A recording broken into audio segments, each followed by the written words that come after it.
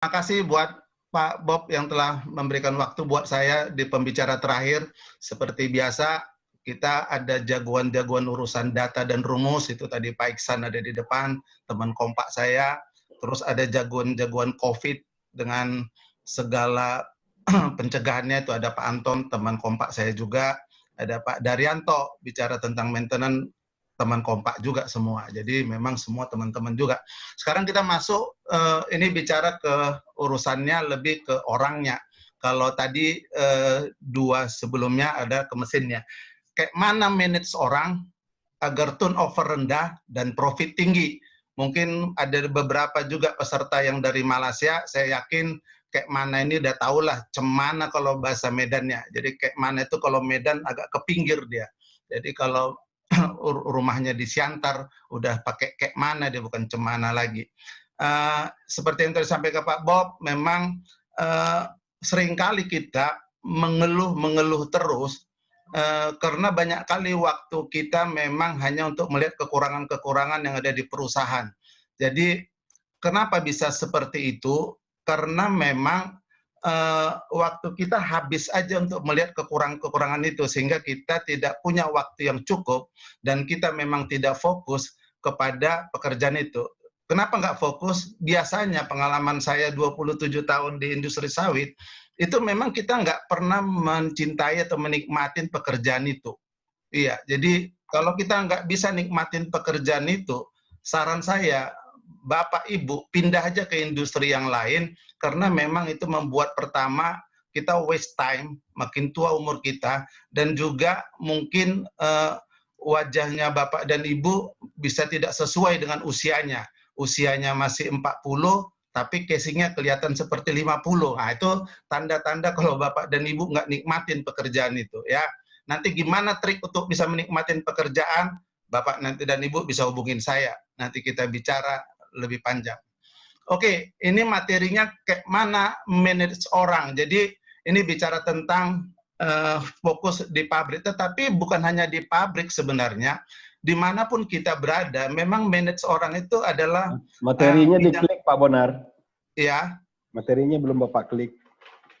Ya, jadi masalah untuk memanage orang itu memang ada dua tata cara yang biasa dilakukan orang yang mungkin sering kita ikut training lah. Pertama, ada orang yang modelnya leader, ada orang yang tipenya manager. Saya pernah ditanya, sebenarnya mana yang terbaik Pak Saragi? Saya bilang dua-dua baik ini orang. Jadi orang yang bisa kemampuan leaders dan punya kemampuan manager.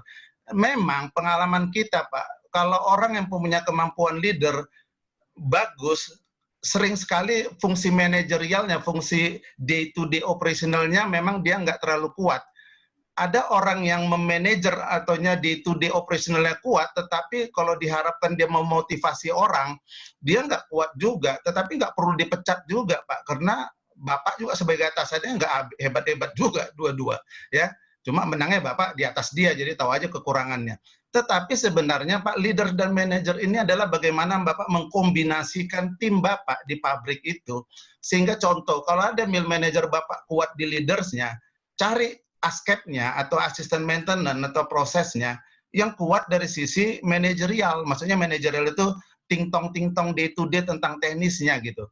Jadi memang ada orang-orang yang bisa memotivasi, tetapi kalau kerja on hand, pekerjaan teknis dia memang lemah ya. Jadi mungkin kita nggak bahas tentang leader quality itu, soul, visionary, passionate, kreatif, fleksibel dan lain-lain, nggak sampai ke detail karena waktunya nanti habis karena kita terbatas. Tetapi saya mau sampaikan Pak, kalau misalnya gini ya, mimpin itu seni, jadi tergantung kepada situasi dan kondisi. Kalau Bapak dikejar waktu, satu project dikasih sama Bapak, dikejar waktu untuk menyelesaikan, Pak, please jangan gunakan leadership terlalu banyak porsinya, Pak, karena Bapak nanti habis waktu. Leadership itu hanya efektif kalau Bapak punya, ini bicara yang general ya, kalau Bapak punya waktu yang cukup, memberikan motivasi, memberikan contoh, memberikan teladan, memberikan coaching, berada di sampingnya kalau dia salah. Jadi kalau waktunya memang panjang, benar leader ini memang jangka panjang cukup bagus untuk mengenerated ataupun menduplikasi kemampuan Bapak ke bawahan Bapak. Tetapi kalau ada target-target yang cepat, target-target yang dikejar manajemen, maka tipe-tipe manajer lah yang diperlukan, Pak. Karena ini sangat tight team, goal to target, udah ada SOP-nya, udah ada punishment-nya segala macam, udah sangat-sangat jelas kalau di sistem manajerial. Yang kedua, Bapak juga harus tahu karyawan Bapak itu. Karyawan, maaf cakap saya bilang, kalau yang asalnya dari Sumatera Utara, agak capek Bapak kalau berurusan dengan pakai leadership. Jadi mereka-mereka ini memang harus porsi manajerialnya lebih besar. Jadi porsi powernya harus kuat di situ. Jadi powerful dia. Harus ada, ya dalam tanda kutip, ada marah-marahnya, ada teguran yang lebih keras. Tetapi kalau mungkin dari luar Sumatera Utara, mungkin juga dengan Sulawesi ya, mungkin kita bergerak ke suku Jawa, ini bukan bicara tentang suku, tetapi pengalaman saya 27 tahun, mungkin lebih bagus modelnya kayak leadership ini, jadi mengayomin, dibujuk, diapain seperti gitu, itu mungkin lebih efektif. Jadi kembali, saya nggak bahas ini, mungkin ini banyak bukunya, banyak di internet juga belajar tentang perbedaan leaders dengan manager. Tetapi saya mau sampaikan, intinya adalah apapun mau Bapak buat, manajer atau leader, itu lihat nanti hasilnya aja. Kalau kita lihat ada gambar ini, leader itu ada di depan. Jadi seolah-olah gambarannya leader itu ngasih contoh, sementara kalau manajer dari belakang ngebosi, nyuruh-nyuruh. Saya bilang dua-dua bisa dipakai ini ya. Jadi caranya dua-dua bisa dipakai. Jadi kalau kita mau bicara tentang leader dan manajer, mana yang paling baik, ya saya bilang podo mawon.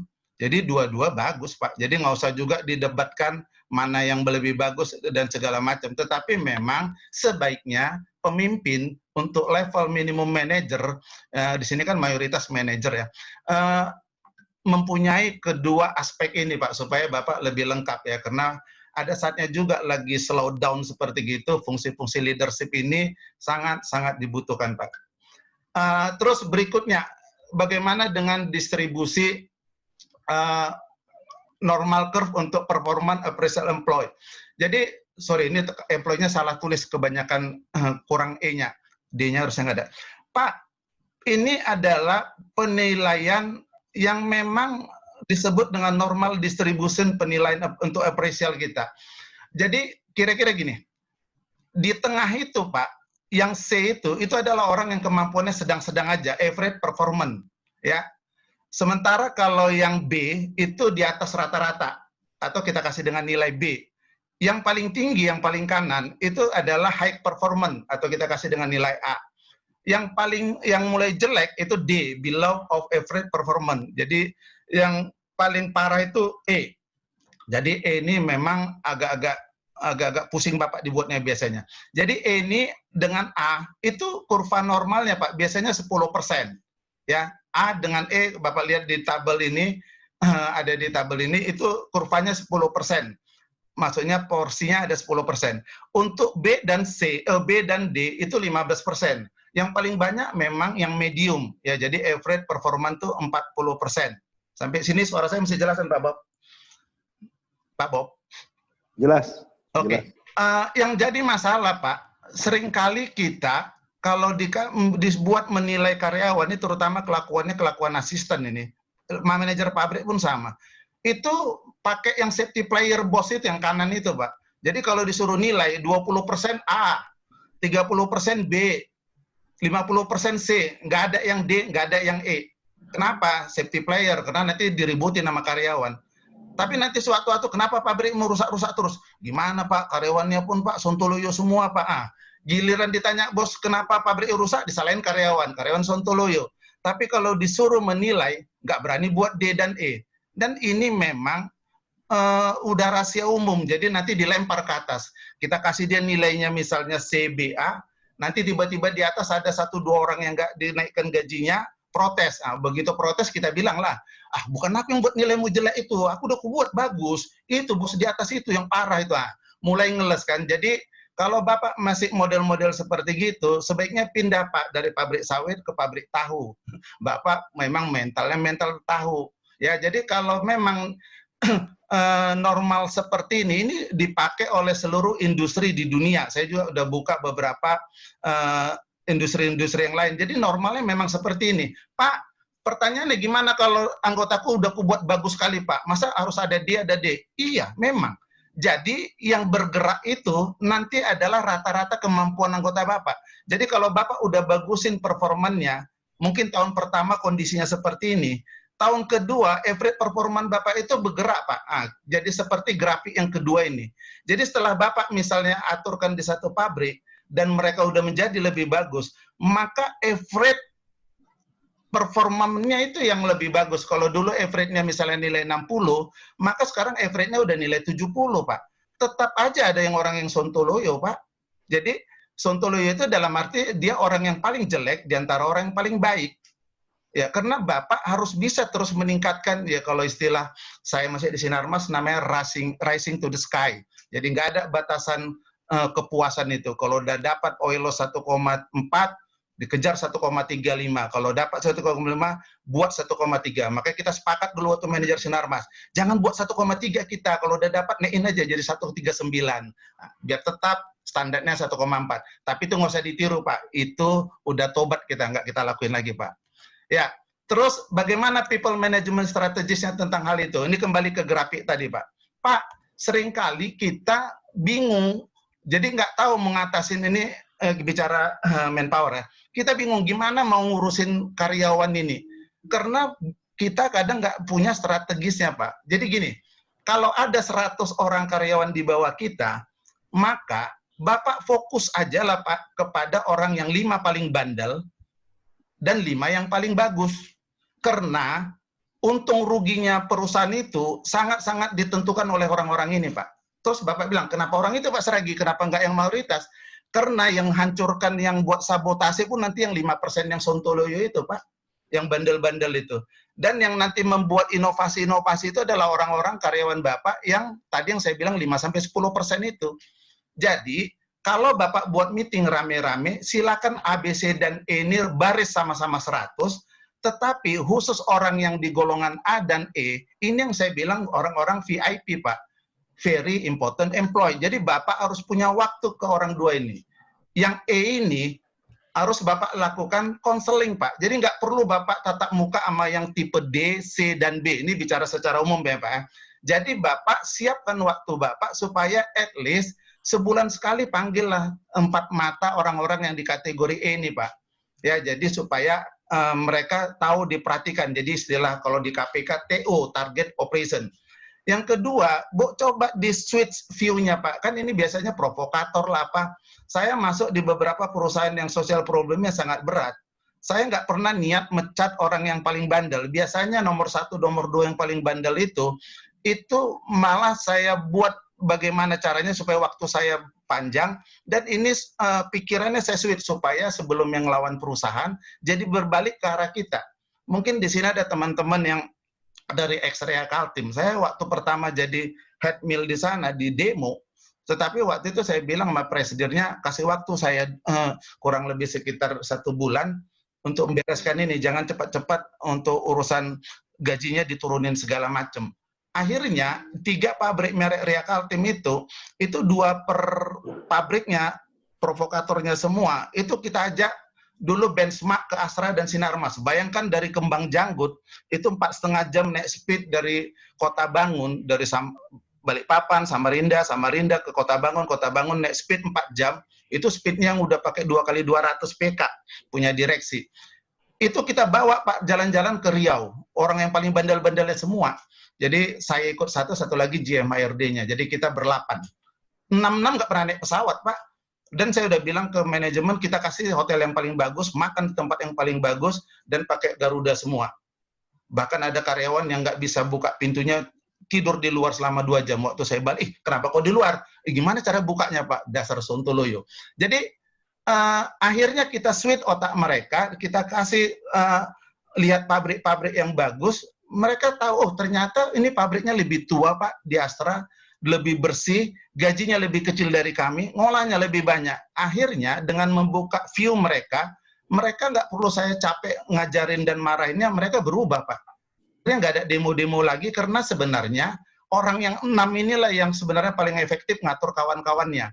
Jadi walaupun Bapak manajer GM, please Pak, Bapak hanya punya kuasa untuk memberi SP dan mecat. Tetapi ngatur orang, harus kita akuin provokator itu jauh lebih efektif ngatur karyawan dibanding Bapak. Makanya pakai dia Pak sebagai teman Bapak untuk men-switch view-nya. Memang nggak gampang. Ini perlu memang training 1 hari. Undang saya nanti Pak. Oke, berikutnya buat rutin reward Pak. Reward itu jangan bayangkan naik gaji. Walah kalau reward naik gaji bangkrut perusahaan Pak. Tetapi setiap perubahan kecil-kecil aja Pak. Contoh selama dia 1 bulan misalnya mangkirnya 5. Kalau bulan depan udah berubah jadi 3, panggil dia Pak, puji, jangan marahin. Wah mantap bro, ini datamu. Selama ini 5 kali kamu mangkir tiap bulan, sekarang udah 3, udah mantap.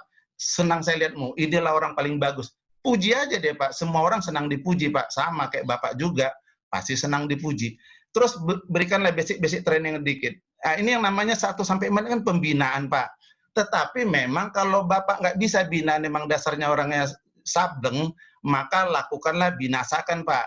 Memang di dalam webinar 1 saya sudah sampaikan, orang-orang yang ada di 10% ini Pak, Bapak harus mampu nge-reject sebanyak kurang lebih 20%. Pakai SP1, 2, 3 dan pecat Pak. Tapi masalahnya manajer sekarang penakut sekali kalau mecat orang. Di sini ada saksinya Pak Anton dulu teman kita di Kargil. Kita pernah pecat 29 orang juga dalam satu waktu itu. Mungkin kita buat 14 mecatnya, tapi dalam waktu 1-2 bulan itu kita kerjain. Di demo ya iyalah, namanya pabrik sawit. Kalau nggak mau di demo kerja di kantor pos kali. Berikutnya yang A ini orang-orang yang super Pak. Bapak kasih challenge sama dia, kasih tantangan, karena ini orang-orang pinter. Terus delegasikan tugasnya. Terus buat karir petnya mau kemana dia. Jangan ya udah nanti kau perhatikan, tapi nggak tahu mau jadi apa. 10 tahun tetap aja jadi asisten. Pusing dia Pak, dibajak orang dia Pak. Terus berikan mereka training advance Pak, yang untuk membantu dia bisa ini. Promosikan dia, kasih big reward semampu Bapak, naik gaji lah, naik golongan dan segalanya. Tadi fokus nanti ke goal target Bapak. Pak, ini sekedar gambaran aja Pak, seringkali kita kan nyalain kalau ada orang turnover. Terus penyebab turnover itu apa? Sekarang ini, bayangkan ini komplek perumahan ABCDF sampai H. Orang yang 3 ini ada di rumah yang C. Sekarang kalau terus tidak enak si bapak sama si istrinya, terus anaknya kabur dari rumah C ini.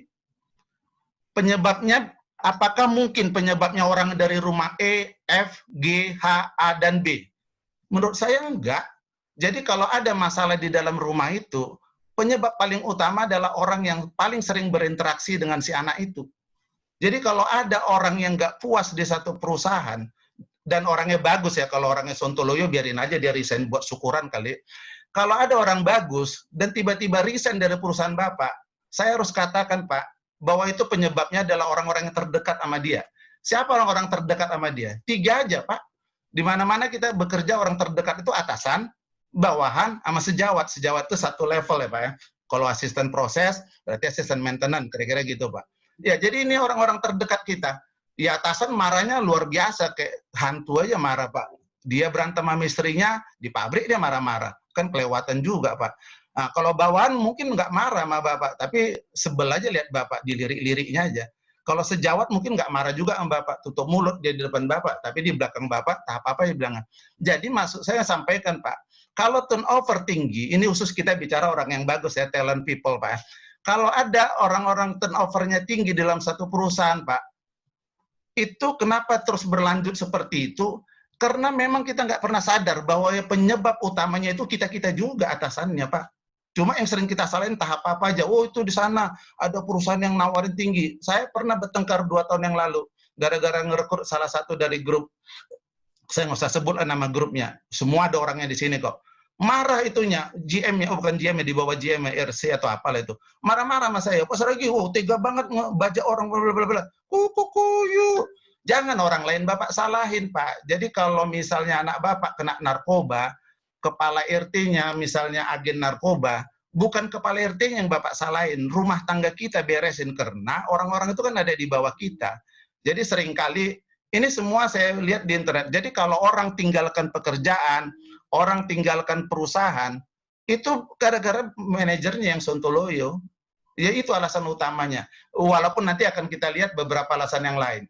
Oke, ini kita bicara penyebab-penyebab orang resign atau turnover tinggi.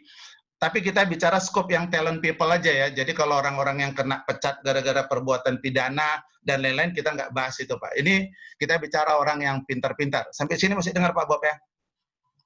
Mendengar Pak Bonar. Oke. Jadi pertama adalah tentang bad boss. Tadi udah kita bahas. Modalnya marah aja. Jadi kadang-kadang sekarang kan manajer tuh semakin dia tidak mampu teknis, pasti semakin banyak marahnya. Biasanya gitu. Yang kedua, tapi ini rahasia umum. Kalau dia marah-marah terus, berarti takut dia sama istrinya di rumah. Jadi balas dendam aja. Terus berikutnya udah mulai pakai ilmu trinya, pokoknya. Semua pokoknya terjadi, pokoknya. Aku nggak mau tahu yang pokoknya. Yang penting perendeman, pokoknya 21, aku nggak mau direksi. Ya, kelar lah. Kalau itu paranormal, keluar nanti rendemannya. Ya. Terus les komunikasi. Ya, jadi memang nggak mudah untuk urusan komunikasi. Nanti kita ada slide tersendiri untuk itu. Yang berikutnya adalah tentang income atau salary. Income ini Pak, Ibu, saya mau sampaikan memang ini ada pasarnya. Jadi kalau Bapak mungkin di daerah Sumatera Utara, maaf buat teman-teman di Sumatera Utara, terutama family company, itu masih ada sih manajer yang gajinya di bawah 15 juta, bahkan saya pernah dengar ada yang 8 juta. Tahun lalu loh, saya pernah jumpa pabriknya, jumpa orangnya. Terus saya tanya, Bapak dari mana? Oh, ternyata dia dari mandor, langsung manajer. Ya wajar lah kalau 8 juta senang hidupmu, kupikir.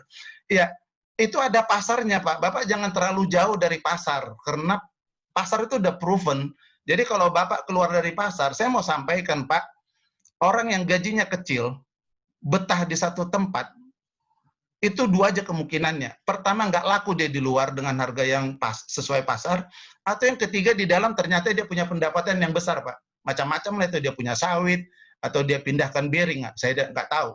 Ya, tapi hati-hati buat orang yang Bapak gaji dia di bawah harga pasar, tapi dia betah di situ. Pengalaman saya cuma 2 item itu aja, Pak. Berikutnya, kenapa turnover tinggi? Karir pet, Pak. Ini buat hati-hati juga buat perusahaan yang cuma pabriknya 1, Pak. Ya apa boleh buat, Pak. Dia kalau udah manajer 5, 6 tahun, 7 tahun di situ, emang mau buat jabatannya senior manager. Tahun ke-7 senior manager. Tahun ke-10 senior kali. Jadi SK-nya gitu kan, lucu juga, Pak. Jadi buat perusahaan juga, ya ayo lah expand, Pak. Jangan pula udah 20 tahun pabriknya cuma 1 melulu. Jadi gimana mau nambah pabrik dari 1 jadi 2 dan 3 dan seterusnya? Panggil kami, Pak. Nanti kami datang, Pak. Terus berikutnya boring. Ya ini memang repot, ini masalah komunikasi ya. Nggak ada challenge, nggak ada komunikasi. Terus berikutnya geografis. Nah ini memang sulit, Pak. Kalau pabrik Bapak udah di daerah-daerah yang remote area, saya pernah ngaudit di Korindo itu memang luar biasa lah Pak remote areanya. Begitu masuk pabrik, kelarlah hidup kita. Karena nggak ada sinyal, Pak. Jadi tertutup lah semua. Dari Merauke itu kurang lebih 4,5 jam. Ada satu pabrik lagi harus naik speed 2,5 jam. Bayangkan aja udah di ujung langit itu, di perbatasan PNG masih naik speed lagi, Wak. Jadi berikutnya lagi yang menjadi turnover tinggi adalah over duty. Ya, Bapak juga harus kira-kira, Pak, staf Bapak itu udah kelebihan kerja atau enggak. Jangan karena dia diam aja, Bapak tenang-tenang wae. Jadi urusan yang kita, Pak, itu bagiannya kita 3 aja, Pak. Kalau geografis sudah given, Pak. Career path memang agak sulit. Mungkin kecuali di sini ada owner-owner yang ikut ya. Tolong dipikirkan juga pengembangan teman-teman di lapangan. Karena kalau satu mill manager nggak mungkin buat 2 GM kan, Pak.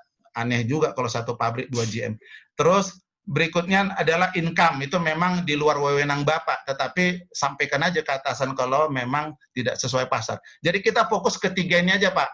Bad boss, boring, dan over duty. Ini sebenarnya masalah komunikasi aja. Oke, saya mau kasih ilustrasi, Pak.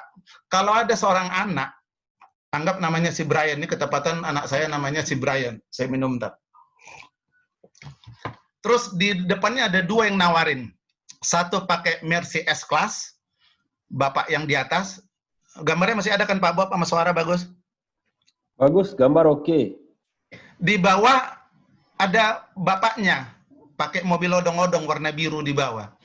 Kalau menurut Bapak, si Brian ini kalau ditawarin 2 naik ke atas ini, dia ikut yang atas atau ikut yang bawah?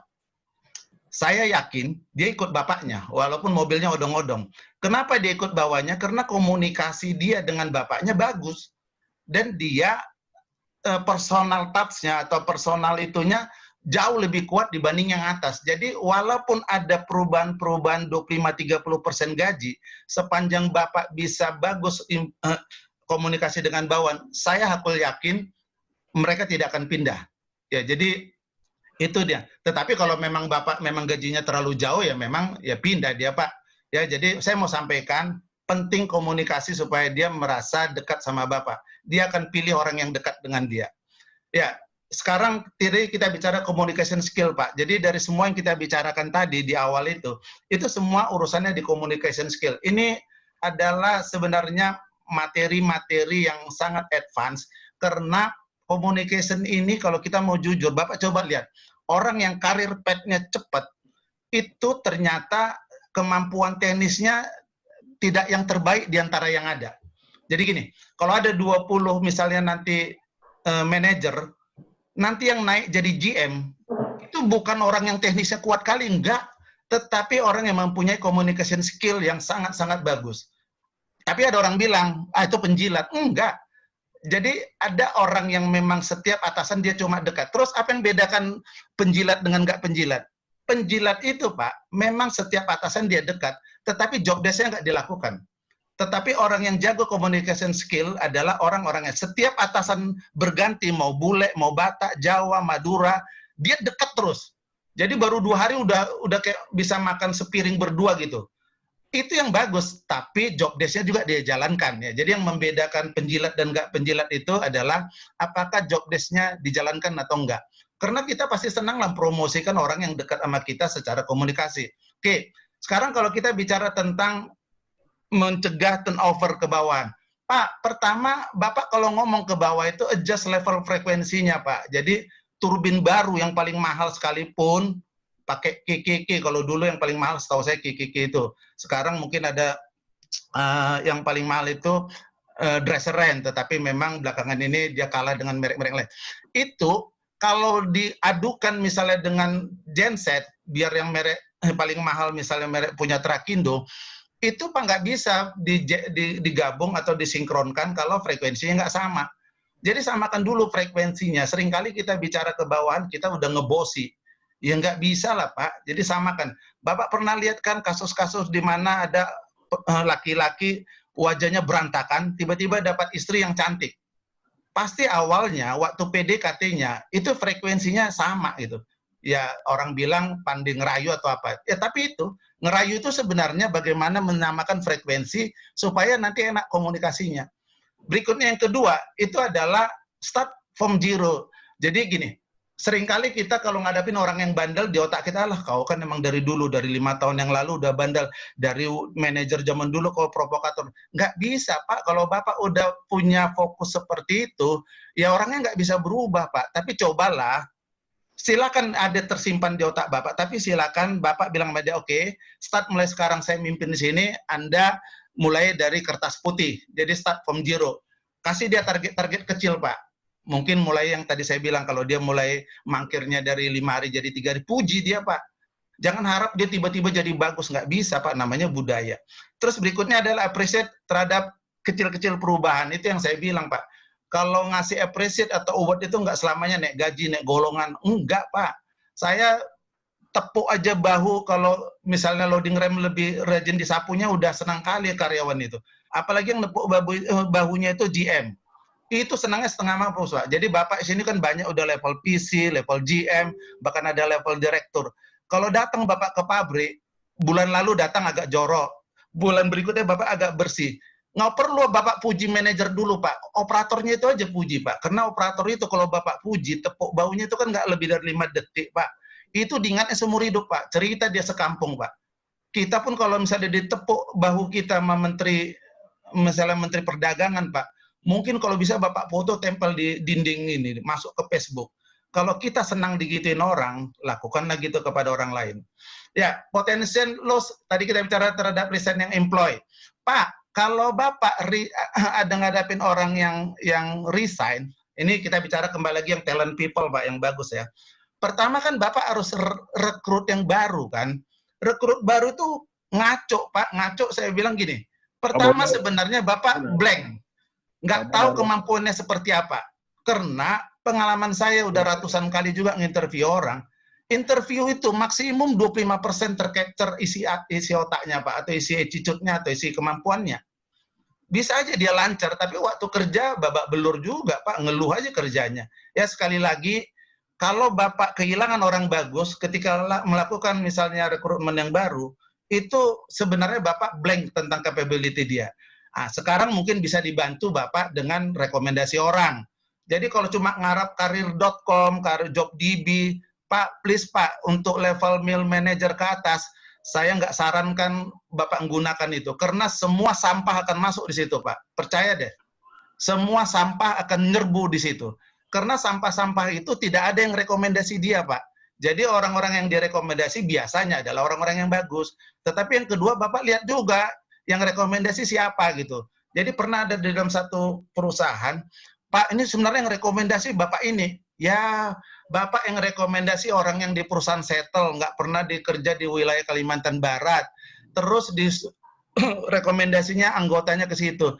Iya, dia the right man, the wrong place, Pak. Jadi maksudnya, lihat juga siapa yang rekomendasi, Pak. Jangan sampai salah rekomendasi gitu. Bukan niatnya jelek, tetapi salah orang yang rekomendasi. Pak Bonar, ya. Pak Bonar, waktunya tinggal 3 menit lagi. Oke, nanti molor-molor dikit nggak apalah, namanya panitia. Terus berikutnya ada tafsir time. Jadi hampir semua orang yang baru masuk nggak bisa tune up langsung, tune in langsung. Pasti dia butuh waktu. Ini juga kerugian. Terus salary. Salary ini dilematis. Bapak kasih yang murah, dapat sampah. Bapak kasih tinggi, belum tentu juga orangnya bagus. Dan kalaupun dapat seperti itu, nanti akan membuat orang-orang iri, jealous, ya yang lain-lainnya. Jadi pengalaman saya, Pak, kalau Bapak mau cari orang bagus, itu pasti gajinya tinggi, Pak. Pasti, Pak. Jadi yang tadi saya bilang, kalau ada gajinya rendah masih betah, 2 itu aja dia biasanya, Pak. Sorry, jangan ada yang tersinggung. Tetapi kalau Bapak ngasih gaji tinggi, oh belum tentu juga dia good man, Pak. Bisa good man, bisa bad man juga, ya. Tapi kalau orang bagus pasti gajinya tinggi, Pak. Tetapi kalau Bapak kasih gaji tinggi, ya itu ketipu waktu interviewnya, jago kali dia ngomong, bisa good man juga, tapi bisa bad man juga, kelawar juga, Pak. Malam-malam, entah ngapain-ngapain kerjanya. Ya, ini kira-kira, Pak, tentang turnover. Ini salah satu pabrik yang pernah kami audit beberapa tahun yang lalu. Gimana lah kita kalau mau lihat budget seperti gini? Kita mau harap manpower-nya bagus, tapi pendidikan dan pelatihannya aja budgetnya 57 juta 1 tahun. Realisasinya tidak ada. So what gitu loh. Jadi dengan biaya kurang lebih 20-an miliar, itu berapa persen cuma ini kalau cuma 50 juta aja, cuma 0,1%. Jadi harusnya kalau kita mau upgrade knowledge manpower, ya mulailah kita bicara dengan budget yang wajar. Jadi pengalaman kami yang bisa nanti kita sharekan mungkin nanti dalam sesi-sesi berikutnya, itu ideal budget training, ini bicara pabrik kelapa sawit ya, jangan bicara industri yang lain karena berbeda-beda. Itu adalah 0,5–1% operating cost. Jadi kalau di sini 1 tahun misalnya 20 miliar, maka kalau 1% itu kurang lebih sekitar 200 juta. Itulah dia untuk cost untuk training. Jadi kalau mau lihat simpelnya, kurang lebih sekitar 1/3 gaji, total gaji 1 bulan. Itulah yang kita budgetkan. Tapi kalau ngolahnya dikit, ya pakai 0,5% aja, Pak. Ya, jadi tolong diperhatikan juga dan diperjuangkan, Pak, untuk training ini, Pak. Jangan minta bagus, tapi training aja nggak mau dikasih. Gimana untuk resign formulanya? Resign formula itu yang umum dipakai orang adalah berapa jumlah orang yang resign dalam 1 tahun dibagi jumlah karyawan total kita di awal Januari dan jumlah karyawan kita di akhir Desember dibagi 2 kali 100%. Jadi contoh kalau 1 Januari karyawannya 119, akhir 2020 nanti karyawannya 121, yang resign selama 2020 12 orang, maka number of resign kita persentasenya adalah 12/120. Ya, jadi kurang lebih sekitar 10%. Tetapi kita fokus bicara ke staff aja, Pak ya. Ini untuk pabrik-pabrik yang mungkin dia punya ada kira-kira 15 pabrik. Terus sebenarnya materi saya udah selesai sampai itu. Jadi Bapak tolong urusan resign itu adalah urusan yang sebenarnya lebih banyak di fungsi kita. Jadi jangan lemparkan ke siapapun. Saya tahu ada fungsi daripada tentang gaji, geografis, dan lain-lain. Tapi fokus saja Bapak-Bapak, mana yang menjadi controllable kita. Yang menjadi controllable kita adalah tentang komunikasi tadi. Bapak harus punya effort kepada teman-teman, kunjungin mereka kalau mereka opname dan segala macam. Jangan udah karyawan udah seminggu di opname pun nggak punya waktu Bapak datang. Bahkan kalau bisa istrinya sakit pun Bapak besuk, tapi usahakan waktu besuk ada dia Pak. Jangan Bapak sendiri datang. Modus tuh namanya. Kalau bisa bawa istri Bapak kalau memang ada istri Bapak. Ya, jadi kita juga harus, sorry ini kata-katanya, bangga kerja di sawit karena sawit bisa merubah wajah kita. Bapak mungkin nggak percaya, tadi saya bilang ciri-ciri orang yang nggak bisa nikmatin pekerjaannya, wajahnya itu usia 40 itu kelihatan 50, jadi bukan dia belanja boros tapi wajahnya yang boros. Inilah wajah saya Pak tahun 97, kayak tukul Pak, lebih parah dari tukul Pak. Syukurnya dapat pendamping yang waktu itu katarak informasinya, jadi nggak bisa lihat saya apa adanya. Tetapi setelah beberapa tahun, karena saya nikmatin pekerjaan saya Pak, sekarang udah berubah kan Pak, kayak bumi dan langit gitu. Ya, jadi itu yang saya bilang, kalau memang Bapak nggak bisa nikmatin pekerjaan di sawit, saya sarankan Pak, daripada waste time Bapak, pindah aja ke industri lain, karena memang sawit itu unik Pak. Terutama teman-teman yang masih muda, jangan habisin waktumu di sawit kalau kau belum bisa nikmatinnya. Jadi harus kita nikmatin apapun itu kondisinya supaya nanti kita berkurang waktu kita untuk mengeluh-mengeluh. Ya, jadi terima kasih. Semua ini kata-kata saya yang mungkin yang saya sampaikan di materi ini, semua yang kita inginkan dilakukan orang lain pada kita, perbuatlah hal itu dengan orang lain. Bonar Saragi, Palm Oil Mill Consultant, Invoice Hunter, HP tertera cuma satu aja Pak. Terima kasih Pak Bob. Selesai Pak Bob, molor 2 menit. Ya, terima kasih Pak Bonar. Kita lanjut ke sesi tanya jawab. Ini banyak sekali yang nanya nih Pak Bonar. Ini jadi idola memang gue tengok. Kalau nanya-nanya belum idola, kecuali dipanggil kasih invoice baru idola. Oke. Yang pertama dari Pak Yusuf Huang. Oke, ya. Bagaimana cara membinasakan karyawan E yang merupakan masyarakat lokal agar tidak menimbulkan konflik ke depannya setelah dibinasakan? Apakah perlu dilakukan komunikasi terlebih dahulu dengan ketua masyarakat adat yang ada? Ini pengalaman banget ini kayaknya. Dalam ini Pak Bonar. Ya, Pak dijawab dulu satu itu Pak Bonar. Oke, Pak Yusuf Wang ya. Ya, makasih Pak Yusuf Wang. Jadi gini, Pak, memang Bapak butuh orang-orang lapangan yang memang punya kemampuan sosial problem yang kuat. Jadi di wilayah Bapak, memang di daerah-daerah Bovendigul, Kabupaten Bovendigul itu, memang agak-agak rada berat Pak. Mungkin kita bilang kalau provinsi yang paling berat itu nomor 1 ada di Papua. Ini bicara sosial urusan kebun sawit ya. Nomor 2 ada di Kalbar. Jadi saya mau sampaikan Pak, tetapi semua pakai strategi Pak. Jadi saya juga punya pengalaman dulu di tahun 2000, waktu saya di Kargil 2000 berapa? 2007 ya. Tahun 2006. Jadi waktu saya 2006 di Kargil ada 29 orang masyarakat lokal semua yang sudah menjadi BHL selama 2,5 tahun. Nggak ada kerjanya Pak, karena dulu direkrut waktu itu stasiun Kernelnya itu rusak, jadi dirombak total, butuh waktu 4 bulan perbaikannya, maka digajilah orang untuk ngumpulin nat supaya masukin karung disusun ke satu lapangan, sehingga nat waktu itu ada sampai ribuan ton di situ. Tetapi itu kan masalah cuma 4, 5, 6 bulan Pak. Setelah itu Kernelnya udah berjalan dengan bagus, tumpukannya udah habis. Masalahnya ini orang nggak bisa dipecat. Pertama memang masalah orang lokal dan nggak ada kerjanya Pak. Dia dadain aja orang memang sebelumnya nggak ada. Jadi mereka malah hebatnya ikut SIP. Jadi ikut SIP, wah jadi gajinya sama gitu, tidur-tidur aja. Jadi waktu saya masuk memang orang ini udah 2,5 tahun situ. Tetapi memang Pak, Bapak nggak bisa ketika masuk langsung Bapak pecatin, Bapak digorok leher Bapak. Jadi yang pertama memang butuh Pak, cari yang 1-2 orang tadi saya bilang, orang-orang yang punya kemampuan memprovokasi, itulah dekatin Pak. Jadi waktu saya dulu di sana juga saya dekatin 1-2 orang yang sangat-sangat kuat itunya, saya main ke rumahnya, makan di rumahnya, dan segala macam hal-hal yang sebenarnya nggak pernah dilakukan oleh orang-orang sebelumnya. Jadi waktu kita dekat sama 1-2 orang ini Pak, dia akan membackup Bapak. Jadi kalau kekuatannya sudah menurut Bapak udah secara teori udah kuat, misalnya udah 6 bulan Bapak dekatin orang-orang tua-tua masyarakat juga berapa dekatin, mulai lakukan Pak peraturan-peraturan itu, tetapi sosialisasikan sebelum-sebelumnya Pak. Tapi kalau Bapak bilang, Pak, nanti ada demo, ada tuntutan, masa ya saya juga, Pak, dipanggil sama ketua adat, Pak, saya dipanggil sama kepala desa, saya dipanggil sama kecamatan. Demo, ya demo loh, Pak, di pabrik saya juga dulu ada 3 hari demo, maksudnya 3 hari yang berbeda-beda ya. Demo, Pak, stop proses, ya stop. Padahal itu cuma mau gimana membuang yang 29 orang itu. Tapi akhirnya bisa terbuang, Pak, yang 29 itu. Ya, cuma masalahnya harus terukur waktu Bapak punya keberanian bagaimana membereskan orang-orang itu. Sekali lagi, ini sangat tergantung orang lapangan Bapak. Dan juga backup dari manajemen. Jangan lagi dia membereskan, Bapak mau ngasih 2-3 brimob pun, tekan-tekan kos terus. Akhirnya nambah satpam ya. Satpam dari kebun dipindahin, masuk angin juga, Pak.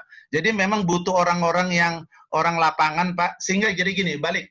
Pak, juara manajer juara di salah satu grup besar di Indonesia belum tentu, Pak, sukses di perusahaan Bapak. Karena kenapa? Karena requirement-nya berbeda. Kalau misalnya saya sebut contoh di Sinarmas, requirement-nya bagaimana buat inovasi. Karena standarnya udah di 8,5. Mempertahankan 8,5 aja sulit. Kalau kita yang di daerah nilainya 4 mau naikkan ke 5 itu udah mabuk, Pak. Jadi kembali lagi orang-orang lapangan Bapak harus kuat, punya pengalaman untuk ngandalin itu. Macam-macam caranya, Pak. Kalau saya ceritakan mungkin bisa 1-2 jam, Pak, tentang ini. Ya kembali lagi, Bapak bisa hubungin saya. Bukan masalah invoice, Pak, tapi saya bisa, nanti kita teleponan sama Bapak, nanti saya ngobrol bagaimana ngatasin. Saya kenal sana, Pak, dan saya pernah 20 hari di lokasi Bapak, bahkan lebih ke dalam, Pak, lokasi-lokasi Bapak itu. Saya tahu bagaimana karakternya orang Papua, Pak. Nah, demikian Pak Yusuf. Oke, terima kasih Pak Bonar. Dari Pak Yusuf sudah dengar ada kopi itu. Kemudian kita lanjut kepada Pak Dadang Rinaldi.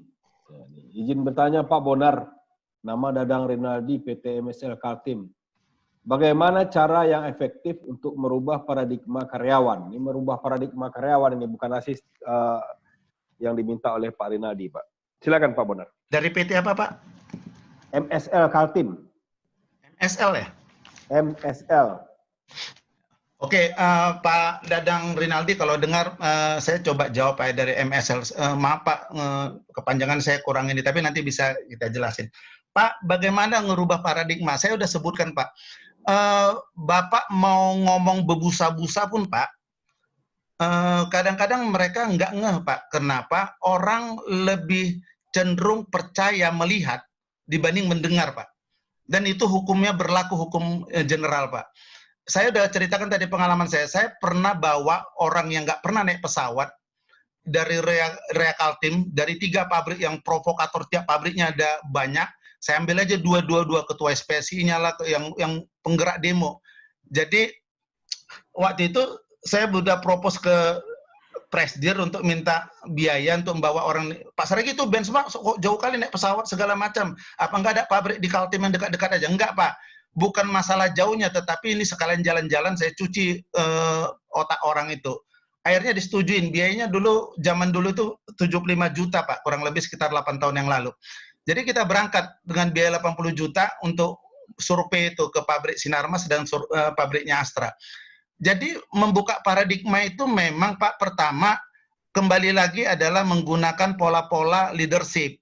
Jadi manajer Bapak itu, jadi kembali Pak, carilah mill manager, saya nggak tahu Bapak mill manager atau atasan, tapi mill manager yang ada di tempat itu harus mempunyai kemampuan leadership yang lebih kuat Pak, mempunyai communication skill yang sangat-sangat bagus.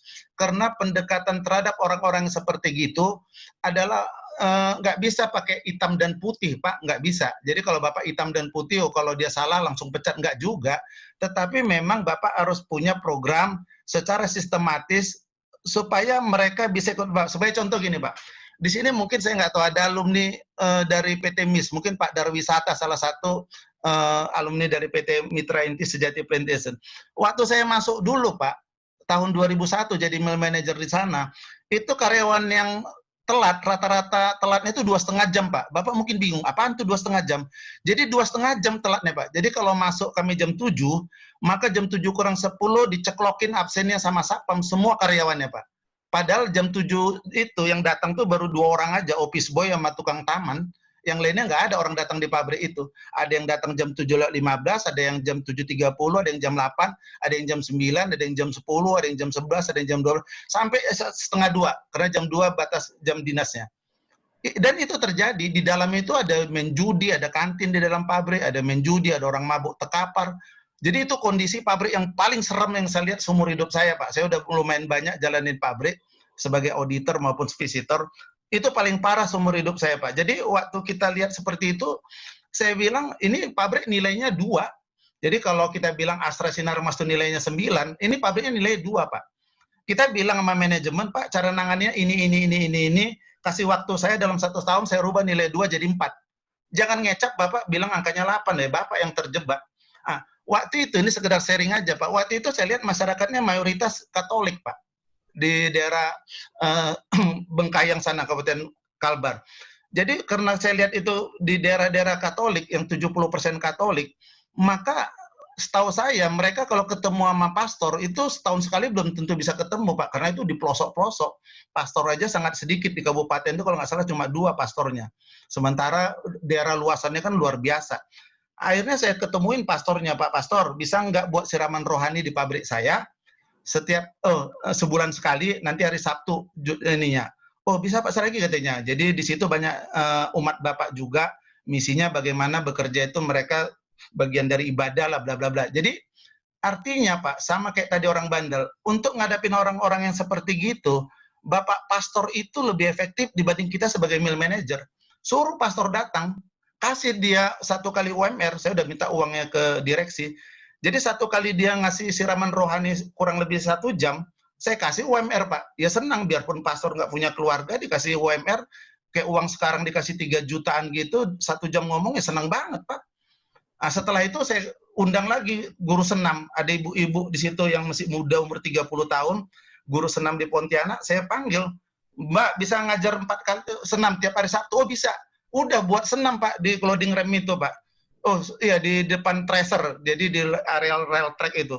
Saya buat panggungnya, saya buat senam di situ. Jadi tiap Sabtu senam, kasih serapan bubur sumsum entah apa lagi, bubur kacang hijau atau apa, panggil keluarganya. Jadi kita sisakan aja waktu 2 sampai 2,5 jam untuk hari krida dalam tanda kutip. Akhirnya mereka udah enak sama kita Pak. Jadi pesan-pesan itu udah kita sampaikan ke pastor, biar urusan surgawi. Nanti untuk urusan-urusan duniawinya dia kan lihat-lihat cewek pakaian senam gitu kan semangat Pak. Jadi habis guru senam yang ngajar, saya yang tampil di depan briefing, udah masuk, otaknya udah terbuka Pak. Jadi yang dulu ngeblocking, sekarang udah buka. Akhirnya itu perusahaan 1 menit saya SP Pak, berjalan loh Pak, telat 1 menit saya SP. Dan bukan kita sombong, beberapa kali saya mau resign dari situ, demo mereka supaya Pak Saragi jangan dikeluarkan. Ya boleh nggak keluar, tetapi gajinya naikin. Nah gitulah ceritanya. Walaupun akhirnya saya pindah ke Sinarmas, gara-gara dia bayar gajinya udah mulai nyicil. Nah, jadi kembali lagi Pak, gimana mau ngadapin merubah paradigmanya? Pertama, memang Bapak butuh orang-orang lapangan yang kuat. Yang kedua, jangan modelnya hitam dan putih, jangan ngebosi. Kalau bisa bawa mereka provokatornya itu Pak ke tempat-tempat yang perusahaan yang bagus, karena dia melihat itu lebih percaya dibanding Bapak ngomong sampai berbusa-busa Pak. Demikian Pak. Ya, terima kasih Pak Bonar. Masih bisa 1 lagi nih Pak Bonar. Yuk silakan. Ini dari Pak Yandi ya, BGA. Pak Bonar, bagaimana pengalaman Bapak dalam menginterview calon manajer selain faktor teknis yang digali untuk memastikan orang yang ada di hadapan kita mempunyai kapabilitas sesuai dengan yang kita perlukan? Ini pertanyaan terakhir ya Pak ya, karena banyak sekali. Nanti mungkin bisa langsung ke Pak Bonar langsung pertanyaan. Oke, makasih. Ini Pak Yandi ini sulit-sulit gampang. Gimana nginterview calonnya? Karena kalau saya mau cerita, saya pernah diinterview sama Pak Yandi nih, kalah aku dibuatnya. Jadi gimana pula? Jadi gimana nginterview orang supaya dapat yang bagus? Saya sendiri tahun 2009 diinterview Pak Yandi ini dulu nih. Jadi dibuatnya kalah pula lagi. Beliau masih di Minah Maswati, tapi nggak apa-apa. Just kidding. Pak Yandi ini teman paling baik saya. Beliau di BGA sekarang bos. Pak Yandi gini, pertama memang saya sarankan tadi di awal, kalau kita udah mulai ke level ASCAP ke atas Pak, please Pak, nggak usah lagi, ini saran saya Pak ya, nggak usah lagi bilang sama HRD itu, buat di iklan-iklan job DB dan segala macam, makin pusing Bapak. karena akan masuklah semua sampah di seluruh Indonesia ini ke dalam. Karena sampah-sampah yang berkeliaran nggak dapat kerja sekarang itu, mohon maaf Pak ya, itu sekarang matanya ngeliat-ngeliat job DB aja Pak. Karena tidak ada yang rekomendasi mereka. Jadi orang-orang yang bagus itu udah pasti direkomendasi orang-orang yang bagus juga. Dan Bapak juga biasanya dengar rekomendasi orang lain. Sebagai contoh lah, Bapak sering juga, Pak Sri ada yang bagus nggak? Dulu juga saya minta tolong sama Bapak, Pak ada yang bagus nggak anggota Bapak yang askepnya mentok, nggak ada pabrik tambahan biar masuk ke, dulu saya di Kencana biar Jamil.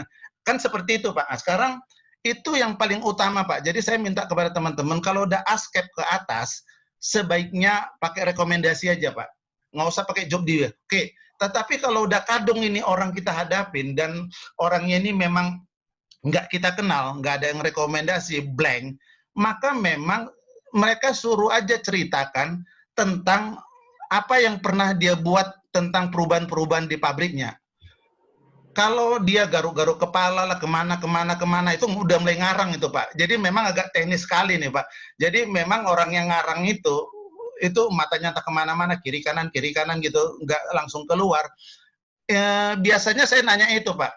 Jadi saya tanya, apa yang pernah kamu lakukan, perubahan-perubahan yang mengarah ke yang baik di tempat pabrik yang pernah kamu jalanin, baik itu sebagai asisten maupun sebagai askep. Coba ceritakan minimum 2 kasus saja.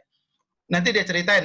Ini kita di luar cerita bagaimana Bapak nanya tentang tenis ya. Kalau tenis nggak perlu kita bahas di sini. Misalnya gimana milih pakai demin plan, pakai softener atau pakai RO yang berdasarkan silika, dan itu nggak kita bahas Pak. Tetapi memang Bapak coba tanya tentang itu. Yang kedua Pak, yang saya sering pakai juga memang adalah yang sering saya tanya, saya bilang kalau misalnya orang tuamu sakit keras, kamu minta izin sama saya, terus saya nggak izinkan kamu pulang kampung atau pulang ke Medan atau kemanapun itu. Sekarang apa tindakanmu? Apakah kau pulang aja, cuek aja karena itu orang tuamu, dalam hatimu orang tua nggak bisa ditukar, perusahaan bisa ditukar, atau kamu tetap stay di tempat? Macam-macam jawabannya sebenarnya, apapun jawabannya sebenarnya sama-sama aja Pak, tapi tergantung teknis jawabnya.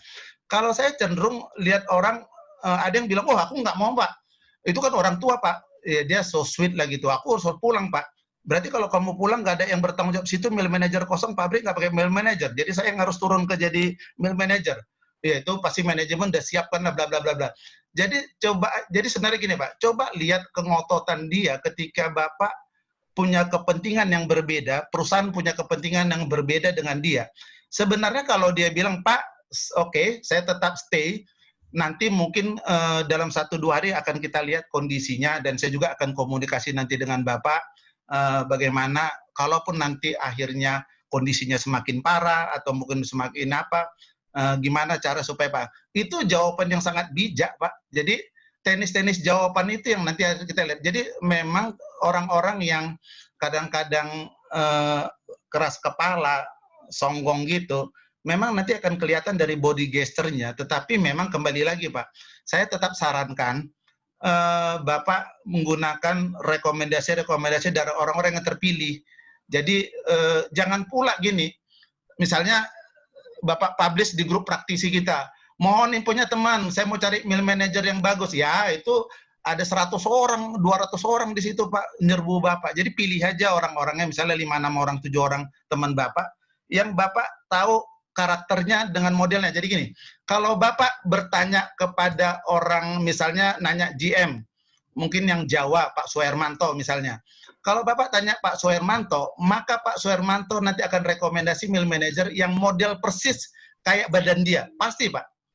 Nah, jadi apakah Pak Suhermanto itu cocok untuk di tempat yang mau Bapak tempatkan pabrik Bapak? Kalau di tempatnya misalnya tempat yang crowded area, bisa jadi Bapak mesti cari orang-orang yang agak beringgasan. Minta rekomendasilah kepada orang-orang yang GM beringgasan, sehingga dia akan merekomendasi orang yang copy paste seperti badannya.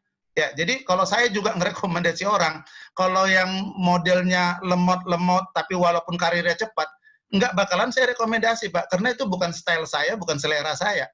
Jadi kembali lagi, waktu nanya rekomendasi juga, Bapak butuh tahu orangnya, ini orang yang rekomendasi adalah orang yang cocok nggak? Apabila dia manajer, cocok ke tempat Bapak. Kalau nggak cocok, jangan Pak. karena dia akan merekomendasi fotokopi pas dengan model stylenya dia. Ya, jadi kira-kira sekedar gambaran yang bisa saya sampaikan. Kalau bagaimana ngelihatnya, repot juga sih Pak.